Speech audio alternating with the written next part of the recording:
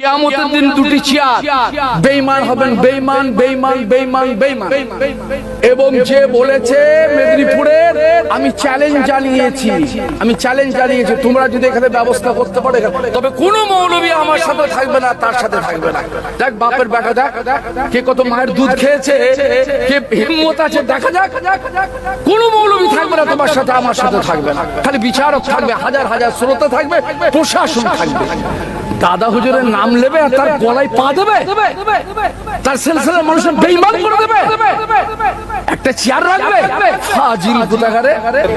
শুনে রাখুন, আবার একবার করে ঘুরিয়ে বলে দিচ্ছি, আল্লাহ রাসূল এক নয়, কোন দিক দিয়ে এক নয়। যে বলবে সে বেঈমান কাফের হবে। আমি নূর থেকে তৈরি, কেউ যদি বলে সে বেঈমান কাফের হবে। এবং কেউ যদি বলে ফুল চাদর দিয়া জায়েজ আছে, আমাদের ফুরফুরা সিলসিলাতে বেদাত এবং নাজায়েজ, মির্জা হুজুর পীর কেবলার ফতোয়া আছে। আচ্ছা, এবার আল্লাহর নবীর কাছে চাওয়া, আমার দাদা হুজুর কেবলা, আমার পাঁচ হুজুর কেবলা, আল্লাহ রুহুল আমিন সাহেব কোন জায়গায় এই কথা বলেনি। আর তৃতীয় নম্বর কথা হচ্ছে যে ওই কি আরেকটা কি আছে, আল্লাহর নবীর কাছে চাওয়া আরেকটা, এই পাশাপাশি যে ও তো বেঈমান হয়ে যাবে। ও কথা বললে ওকে বললা হয় মুজাসসামা, মুজাসসামা হাসাবিয়া, অতীতের মুজাসসামা, যারা আল্লাহর আকৃতিতে বিশ্বাস।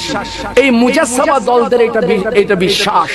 এই মুজাসসামা দল সম্পর্কে আল্লামা রুহুল আমিন সাহেব বেশি দূর যাবার দরকার নেই। আল্লামা রুহুল আমিন সাহেব যা লিখে গেছেন তার বইটা পড়ে দেখে নেবেন, চোখটা মিলিয়ে দেখে নেবেন। মুজাসসামাতে ঘরে আল্লামা রুহুল আমিন সাহেব কাফের বলেন। কত বুঝছেন তো? হাজির কালে কোথায় আছো? আর আমার মুখ দেখলে আমি তো আওলাদের রাসূল সৈয়দ। কত আমার মাও সৈয়দ, আমার বাপও সৈয়দ। কত বুঝতে পারছেন না? সৈয়দ হয়েছে তো কি হয়েছে? তাহলে আমার চেহারা দেখলে তাহলে আপনাদের সব মাফ হয়ে যাবে, হবে কি হবে না? আমাদের কুরসি নামা আছে।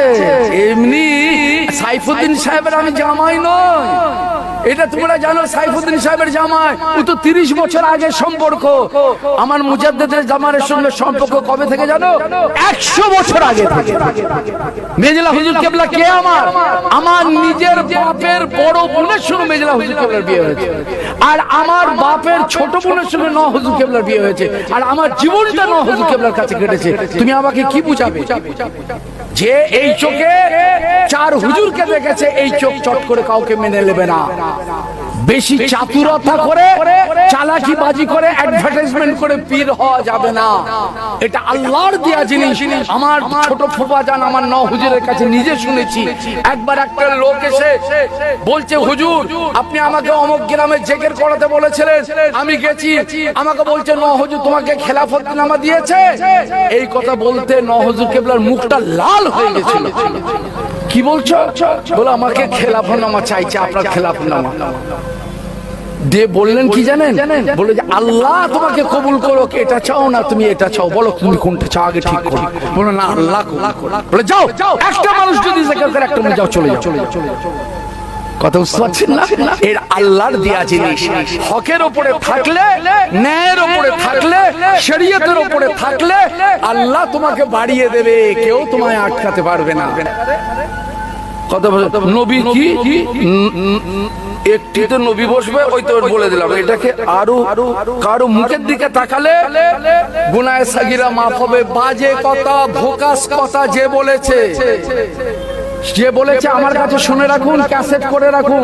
আমি বলে যাচ্ছি, ভোকাস কথা এটা জাল কথা, এটা নিজের প্রতি আকর্ষণ করার জন্য কথা।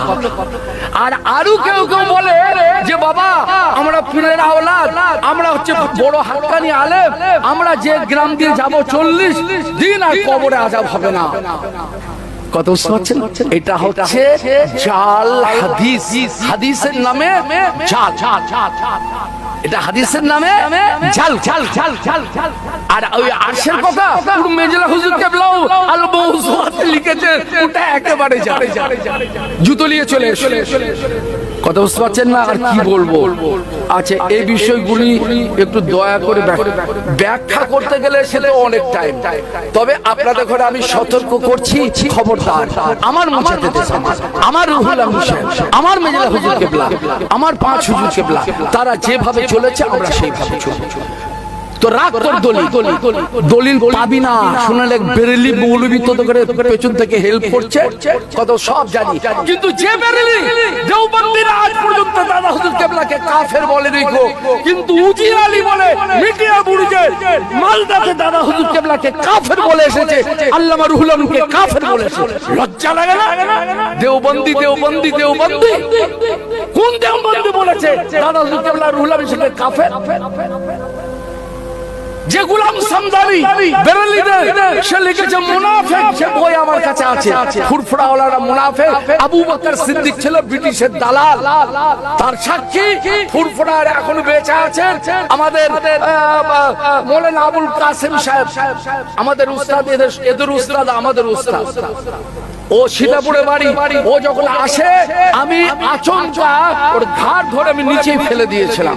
গোলাম সামদানিকে ও পড়েছে এখান থেকে, আর চাকরি করে বড় হুজুর কেবলা তৈরি করা মাদ্রাসা মুর্শিদাবাদে। ও যায় এসে ওকে দেখে আমার মাথাটা খারাপ হয়ে গেছে, কারণ ও ওর পত্রিকা আহমদ রেজা বলে পত্রিকাতে, আলা হযরতের নামে পত্রিকাতে লিখেছে ফুরফুরা আবু বকর ব্রিটিশের দালাল ছিল। আমার তো মাথা আগুন হয়ে আগুন থেকে এই যাই আমি দেখেছি, সবাই অবাক। আমি ঘাড় ধরে একদম নিচে ঠেলে ফেলে দিয়েছি। এইবার ও চিল্লাচ্ছে, কাসেম হুজুর আমার উস্তাদ, এদেরও সব উস্তাদ, মুফতি সাহেব আরো সবাই, যে বাহাদুর তুমি হঠাৎ এরকম রেগে গেলে কেন? তুমি ওকে ঠেলে ফেলে দিলে কেন? আমি বললাম যে হুজুর এই জন্য শুনে রাখুন, এই দালালের মাদ্রাসায় পা দেবার অধিকার নেই। কেন? আমি সব বলো বাবা এত খবর আমরা কি করে জানি? আমার দাদা হুজুর বললে ব্রিটিশের দালাল। কোন দেওবন্দি বলেছে? খালি দেওবন্দি দেওবন্দি দেওবন্দি, তার মানে এবার দুদিন পর একবার বড় বাহাদুর দেওবন্দি হয়ে গেছে। কত শুনছেন না? হক কথা বললেই বিপদ আছে। আল হাক্কু বুররুন ওয়ালাউ কানা দুররুন, সেটা যদি মতিও হয় তাহলে কি হবে? সেটা তেতো লাগে, খারাপ লাগে, ভাল লাগবে না। খুব সাবধান, এগুলো সব বাজে কথা। যখন পুঁজি থাকবে না তখন ওই বংশের গরম, শুনে রাখুন সে কথা আমি বলবো না। কোরআন বলছে কাল কিয়ামতের দিন বংশের কোনো মূল্য থাকবে না। আল্লাহ রাসূল বলেছেন, আপনার মুসলিম শরীফের হাদিস, ওটা আপনার মিশকাতে কিতাবুল ইলমে রয়েছে। হাদিসটা মনে রাখতে পারিনি কেন? আমি তো আর ওই করবার জন্য আসিনি আপনাদের কাছে, নাহলে আমি হাদিসগুলো তুলেই নিয়ে আসতাম। তাতে আল্লাহ রাসূল বলছেন, যার আমল তাকে পিছিয়ে দেবে, তার বংশ তাকে আগিয়ে নিয়ে যেতে পারে না। কোথায় আছে?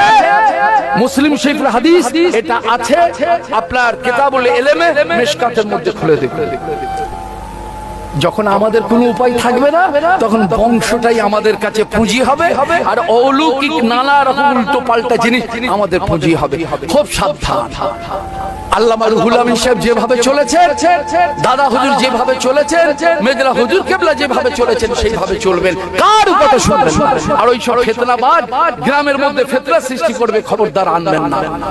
কথা বুঝছেন না? যাই হোক, আর আমি আর কি বলবো, শাফুল আমিন ভাইকে ডাকুন। আমার আর বলার আর মানসিকতা নেই। আমার বলার যে একটা খাহিশ ছিল, ইচ্ছা ছিল, নবীর জীবনে কত কি আছে জানেন? দিন কাকে বলে আপনারা বলতে পারবেন? বলুন তো, ইসলাম কাকে বলে? বলুন ইসলাম কাকে বলে? বলুন ঈমান কাকে বলে? ঈমানের হাকিকত কি বলুন? আপনারা তো এত ওয়াজ শুনেছেন, ঈমানের হাকিকত কি, ঈমানের মূল জিনিসটা কি বলুন? বলতে পারবেন না। যদি বলা হয় দ্বীন, বলতে পারবেন না। শরীয়ত কাকে বলেন? বলতে পারবেন না। তাহলে কি আমরা শিখলাম? ওয়াজ শুনে 20,000 18,000 টাকা দিয়ে নিয়ে এসে কি হলো? কত পাচ্ছেন? কিছুই আমরা শিখলাম, খালি ওই ইশকের কথা শুনে গেলাম। কত পাচ্ছেন? এছাড়া আরে ইশকটা যে কি জিনিস মনে রাখবেন। মায়ের ভালোবাসা, বিবির ভালোবাসা, আল্লাহর ভালোবাসা, নবীর ভালোবাসা, আল্লাহর ওলির ভালোবাসা, পীর মুর্শিদের ভালোবাসা, সবের নাম হলো ভালোবাসা। ইসলাম একটা প্র্যাকটিক্যাল একটি জীবন ব্যবস্থা, নিজামে হায়াত, খুব লজিকপূর্ণ ধর্ম। ইসলাম এত সুন্দর, আল্লাহর ভালোবাসা আল্লাহর জায়গায়, নবীর ভালোবাসা নবীর জায়গায়, আবার মায়ের ভালোবাসা। আচ্ছা আপনি বলুন তো, মায়ের ভালোবাসাও ভালোবাসা প্রেম, আর বিবির ভালোবাসাও প্রেম। তাহলে দুটো প্রেমই তো প্রেম। তাহলে মায়ের ভালোবাসা বিবিকে বাসা যাবে, আর বিবির ভালোবাসা ভালোবাসা মাকে বাসলে কি হবে? তাকে জুতো মেরে লাত মেরে তাড়াবেন, তাই তো? তাড়াবেন কি তাড়াবেন না? ঠিক ওইরূপ নবীর জায়গায় নবীকে রাখতে হবে, আল্লাহর জায়গায় আল্লাহকে রাখতে হবে। এর যদি ব্যতিক্রম হয় আল্লাহর দরবার থেকে ওইভাবে লাঞ্ছিত করে আল্লাহ তাড়িয়ে দেবেন এবং মুশরিক বলে আল্লাহ পাক বলে দেবেন। কথা বুঝতে পারছেন না? তো এইগুলো বুঝার ব্যাপার আছে ভাই। কিন্তু আজ আমরা ওয়াজের মাহফিল গুলো তো ওই হয়ে গেছে, যার গলা ভালো এর ভালো গজল গাইতে পারবে, একটু হাসাতে পারবে, দুটো রাজনীতির কথা বলতে পারবে, ওই বক্তাকে আমরা তো শিখতেই চাই। আপনি কি করে বলবেন মুহাম্মদ রাসূলুল্লাহ কেন এসেছিলেন? আমার ব্যক্তিগত জীবন শুনে রাখুন, একটুখানি বলে যায়। আমার ব্যক্তিগত জীবন, স্বামী স্ত্রী, আমার পারিবারিক জীবন, আমার সামাজিক জীবন, আমার অর্থনৈতিক জীবন, প্রত্যেকটি ক্ষেত্রের জন্য মুহাম্মদ রাসূলুল্লাহ সাল্লাল্লাহু আলাইহি ওয়াসাল্লাম আমাদের ইডিওলজি খালি দিয়েননি, খালি ইডিওলজি দেননি, ওই ইডিওলজিকে তিনি বাস্তবে রূপদান করে জগৎবাসীকে হাতে কলমে দেখিয়ে গেছেন। ইসলাম কমপ্লিট একটা জীবন ব্যবস্থা, নিজামে হায়াত। আমরা একদল বেরিয়েছে হাঁচির দোয়া, কাশির দোয়া, চিত হওয়ার দোয়া, উপর হওয়ার দোয়া, চল বাবা নামাজ আল্লাহর ওয়াস্তে দিনের জন্য বেরিয়ে পড়ে। ও একটা বেরিয়েছে। এখন ওদের বিরুদ্ধে কি বলবো? এখন নিজেদের বিরুদ্ধে বলতে হবে। কথা বুঝতে পারছেন না?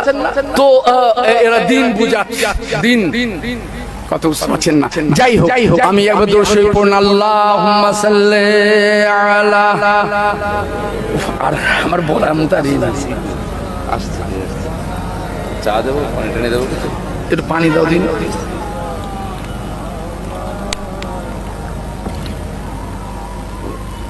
যাই হোক, আমাদের শারফুল আমিন ভাই সাহেব আসছেন, উনি দোয়া খায়ের করুন। আমি আজকে আর কিছু বলতে পারলাম না, আমার আশা ছিল, পারলাম না। কেন আমি যা কথা শুনলাম আমার মনে খুব দুঃখ লেগেছে। কেন দুঃখ জানেন? অন্য কেউ হলে লাগতো না, সে আমার নিজের, মানে কি একেবারে এইরূপ নিজের, তার মুখ থেকে এইরূপ কথা, এইটা আমার দুঃখ, আক্ষেপ। অন্য তো সব বলছে, ওই মেদিনীপুরের অমক তমক, সে তো বহু কিছু বলছে, মুফতি বঙ্গ আসামের, এইটাই আমার কথা, অন্য কিছু না। কথা বুঝতে পারছেন? তো যাই হোক, আপনারা দিন ইসলামকে বুঝুন। এমন বক্তাদের ঘরে দাওয়াত করবেন, এমন সিলসিলার আলেমদের ঘরে দাওয়াত করবেন, মৌলবীদের ঘরে দাওয়াত করবেন, এমন আমার দাদা পীরের আওলাদদের ঘরে দাওয়াত করবেন, যাদের দ্বারা আপনার আমার ঈমান নষ্ট নয়, ঈমান তাজা হবে। আমরা ইসলামকে বুঝতে পারবো, ইসলাম কি জিনিস, কিভাবে আমার জীবনে আমি চলবো, এগুলো শিক্ষা পাবো, এগুলো বুঝতে পারবো, এমন লোককে দাওয়াত করবেন। কথা বুঝতে পারছেন না? আর যদি বলেন না হুল্লোড়বাজি যেমন চলছে চলবে, সেটা আলাদা কথা, সে আপনারা করুন, আপনারা করতেই পারেন, এটা আপনার রাইট। আমার বলার কোনো অধিকার নেই আপনাকে গলায় গামছা দিয়ে দাদা হুজুর কেবলাকে মানাতে হবে, দরকার নেই। কথা বুঝতে পারছেন না? বড় হুজুরের ছেলেরা ওয়াহাবি হয়েছিল, সেই জন্য কত কি বাদ প্রতিবাদ হয়ে গেল। আর এখন যে বেরেলি বেদাতি ঢুকে যাচ্ছে, একমাত্র কেলিমুল্লাহ ভাই সাহেব হুজুর কেবলা প্রতিবাদ করছেন, মারুফ ভাই সাহেব হুজুর কেবলা প্রতিবাদ করছেন, উমর ভাই সাহেব কিছুটা প্রতিবাদ করছেন, আর ওই বাড়ির মধ্যে আর তেমন কিছু প্রতিবাদে দেখতে পাচ্ছি না, উল্লেখযোগ্য প্রতিবাদ কঠোর ভাবে এনারা প্রতিবাদ করছেন। আর কে? এই বাড়ির মধ্যে কয়েকজন অল্প বয়সী ছেলে, কত তারা প্রতিবাদ করছে। কত ও বলছে আমাকে বলতে হবে, জেদ কাকে দেখাচ্ছ? আল্লাহর কাছে। আমার দাদা হুজুর কেবলার ক্ষেত্রে জেদ দেখাচ্ছ? কত বুঝতে পারছেন না? ও বলেছে আমাকে এটা বলতে হবে।